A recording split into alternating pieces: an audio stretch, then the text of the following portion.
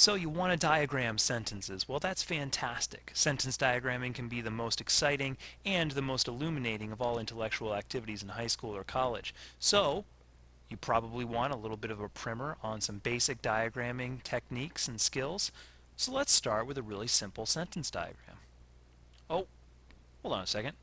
That's not exactly a simple sentence diagram, or at least you're hoping it's not. No, this is actually the first sentence of the Declaration of Independence.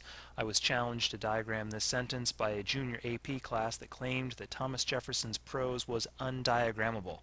Not so. Very few examples of prose are undiagrammable, and Jefferson's actually makes a lot of sense. It's just fairly complicated and a little bit long-winded. But that's all beside the point. What you need to pay attention to right now is the overall big picture. As you take a look at this, you will see a mess of lines. Those lines are sometimes solid, sometimes they're dashed, sometimes they're horizontal, sometimes they're vertical, sometimes they are angled. Sometimes they make strange connections from one piece to the next. Sometimes they make shapes like triangles. The first step to sentence diagramming is understanding that every single line and every single shape in a sentence diagram tells you something about the grammar of the words that they connect and their relationships in a sentence. That's the beauty of sentence diagramming. And today, you should learn about those lines and shapes. We'll call them sentence diagram forms. So as you learn about sentence diagram forms, you'll learn how the basic lines and shapes of a sentence diagram tell the experienced diagrammer grammatical meaning. So let's start with something simple. Here we have a simple sentence, and that simple sentence has a simple subject and a simple predicate and no other modifiers. It starts on a structure, or a form, sorry, that we'll call the baseline. Now the baseline is a long horizontal bisected in the middle by a shorter vertical, and it separates the two basic elements in a sentence, the subject and the predicate. Subject always falls on the left, predicate always falls on the right. I always coach my students that when they start with a sentence diagram, they should start with a subject and a predicate on a baseline and add everything else onto that structure. We can add a lot onto that structure. For instance, we could add a line. And when we add a line, we'll want to pay attention to where that line falls. So I'm going to add a line here. Let's actually see the line. I'm going to add a line extending down from the baseline. Let's change my sentence. Instead of monkeys bite, I'm going to change it to the monkeys bite. And I'll type the monkeys.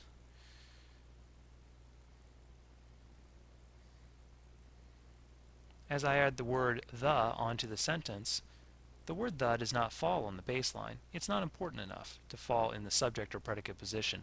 It's an article modifier, so it falls on a form that we will call the lower diagonal. The lower diagonal is exactly what it sounds like. It's a diagonal line that extends below a horizontal, in this case the horizontal of the baseline.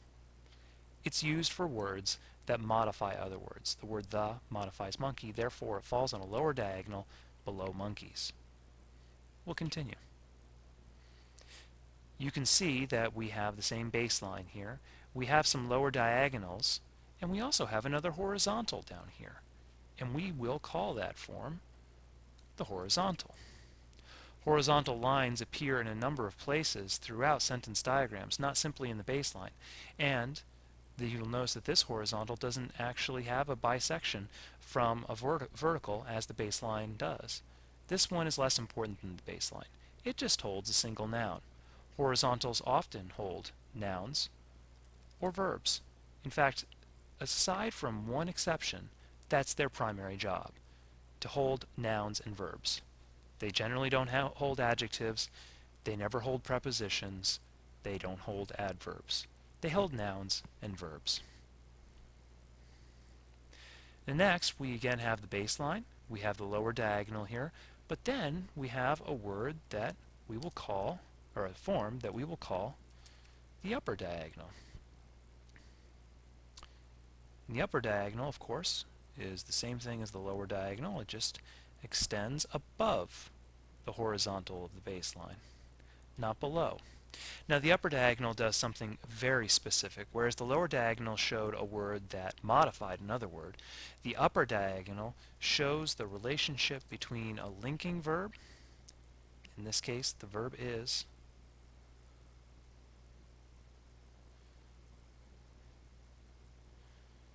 sorry, let me change this, between a linking verb and a predicate adjective. The word happy modifies the word, or modifies monkey, connected through the linking verb. The upper diagonal indicates that this over here is a linking verb and this is a predicate adjective, or it could be a predicate nominative if it is a noun. Now happy is an adjective, so we have a predicate adjective, but if we were to change happy to a noun, as I had before, the monkey is Carlos. Now instead of having a predicate adjective, we have a predicate nominative. But the upper diagonal still holds. Upper diagonals are used when this verb is a linking verb, and this word over here is the predicate adjective or the predicate nominative. And something very similar but different occurs with the upper vertical. The upper vertical line is very similar to the upper diagonal, of course, except that it extends straight up vertically. Notice that it does not drop below the horizontal of the baseline. If it did that, it would be showing the separation between a subject and a predicate, but that's not what we're showing. What we're showing is the separation between two other parts of a sentence: an action verb, in this case stapled, and the direct object of that action verb. You should know from your study of grammar that action verbs and linking verbs are quite different, and this upper vertical carries that difference. It shows that whatever is going on over here is an object of an action verb, not simply a complement of a linking verb.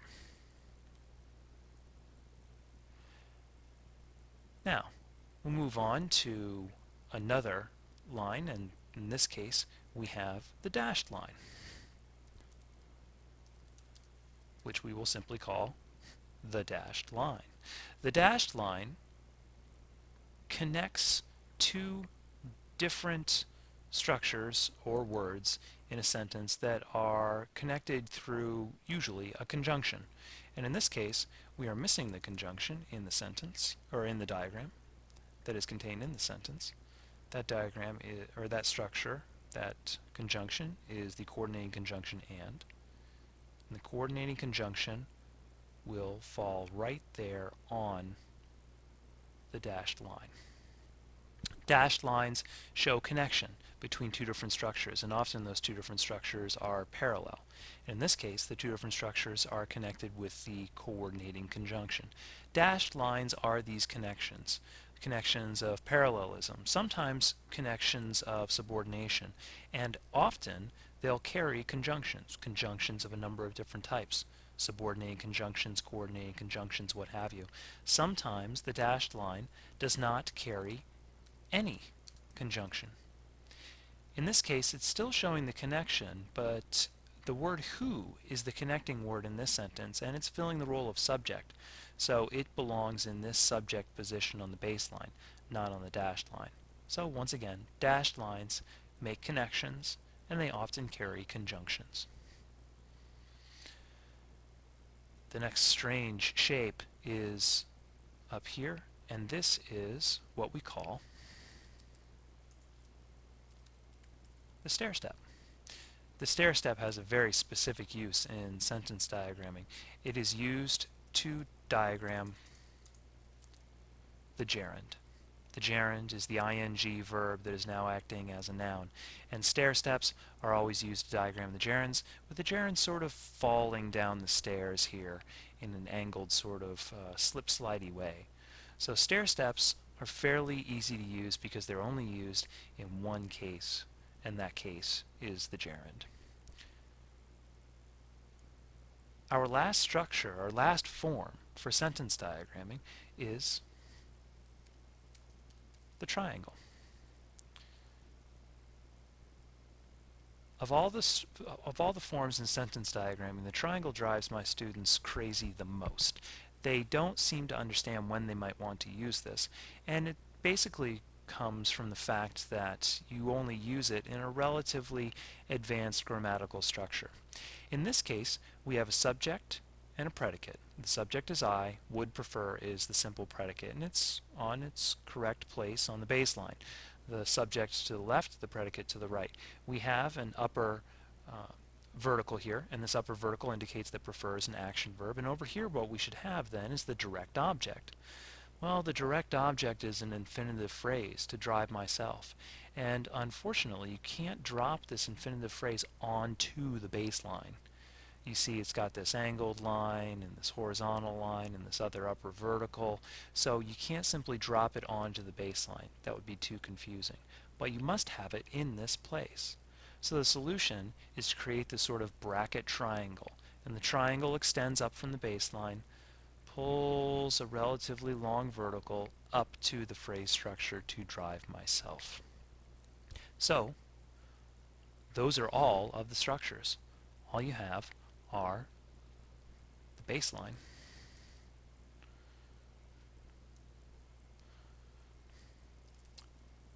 the lower diagonal,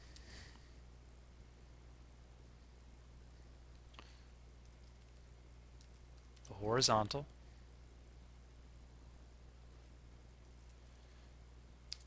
the upper diagonal,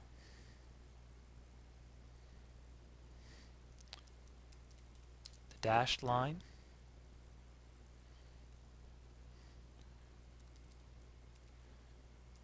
the stair step,